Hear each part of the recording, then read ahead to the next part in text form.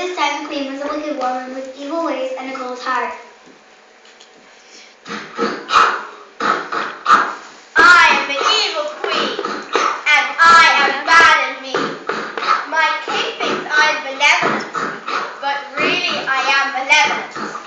Her dearest possession was a magic mirror, which constantly assured her of her great beauty. Mirror, mirror on the wall, who is the fairest of them all? O Lady Queen, thou art the fairest in all the land, none can compare. Until one day, when Snow White was about 16 or so, the queen asked the mirror the usual question. Mirror, mirror on the wall, who is the fairest of them all? But this time it replied, O Lady Queen, thou art still fair, but no Snow White can compare. the wicked queen threw into a rage. What? No! That's bad! How could she? I'm going to... Huntsman! Huntsman! Huntsman! Huntsman!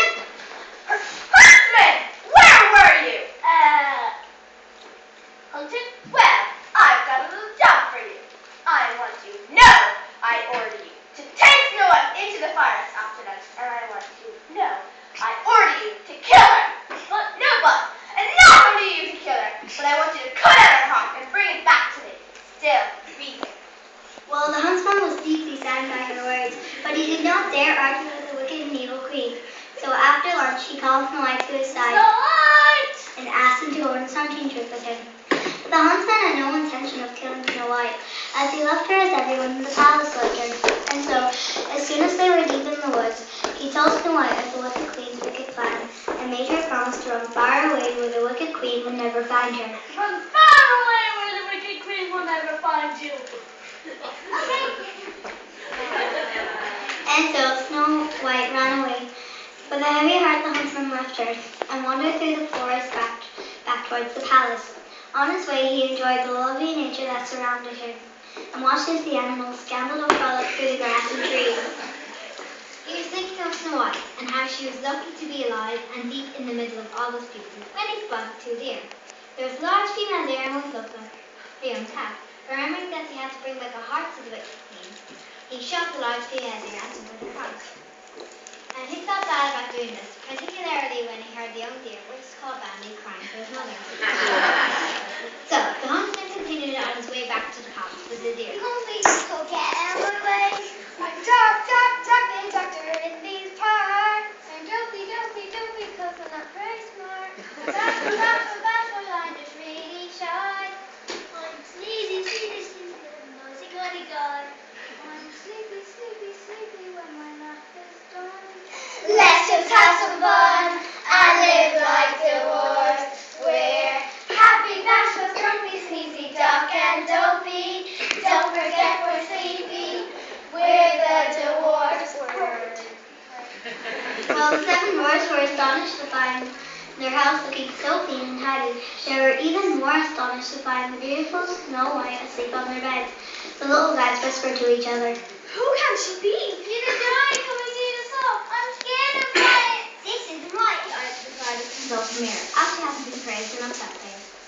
Mirror, mirror on the wall, who is the fairest of them all? I don't know how this happened, but yeah, you know Snow White? Well, she's still alive and she's still in the forest with seven weird little people. And well, I'm afraid she's still the fairest of them all. Sorry, Your Majesty. What? What do you mean? She's dead! D-E-A-D spelled dead! I saw her heart! You can't live without a heart, can you?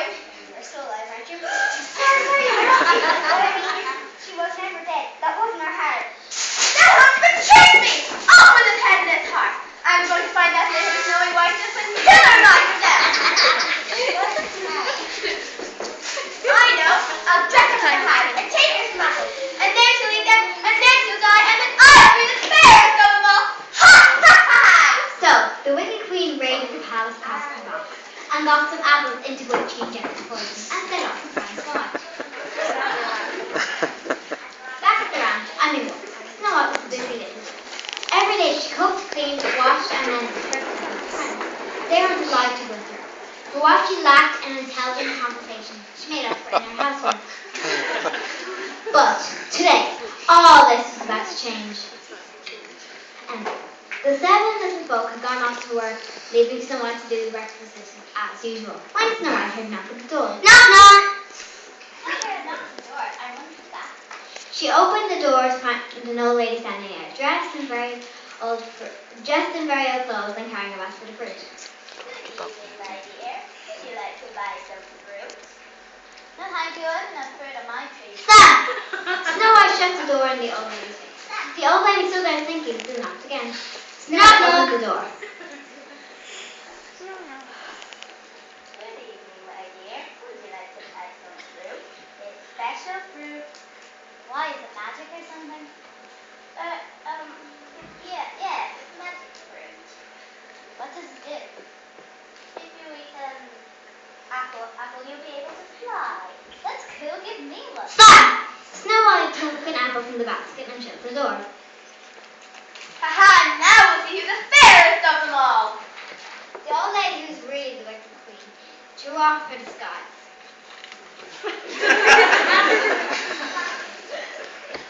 Haha, when she bites into the apple, she will get a big surprise, because I have injected poison into the apple. So she will cease doing this. Pop her tongue, push up the daisy, go to meet her mate. Okay, Wicked Queen, we get the picture. You can exit now. Good evening, my dear. Would you like to buy some fruit?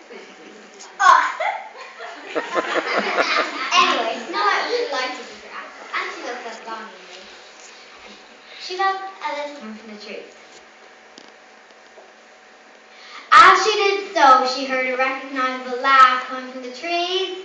As she did so, she heard a recognizable laugh coming from the trees. Oh, ha ha And realized she'd been tricked by the Wicked Queen. This realization caused her to choke on the bit of apple and fall to the ground dead.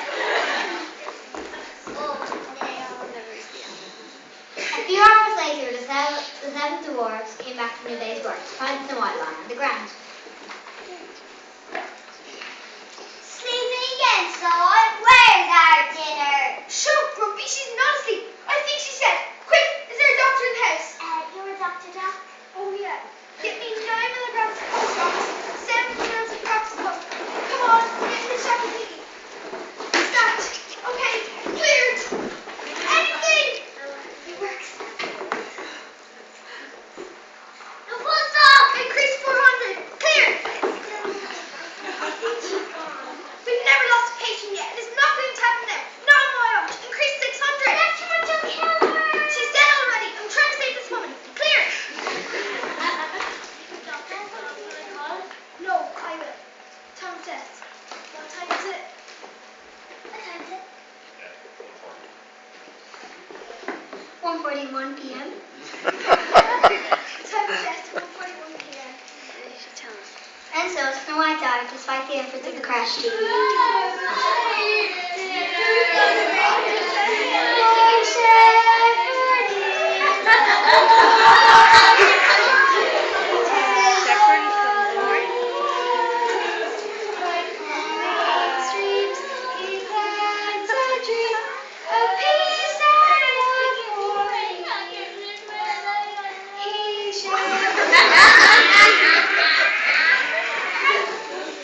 The 7 left her on the doorstep, covered with a blanket, as they believed in recycling, and left her there for the friendly but hungry wildlife.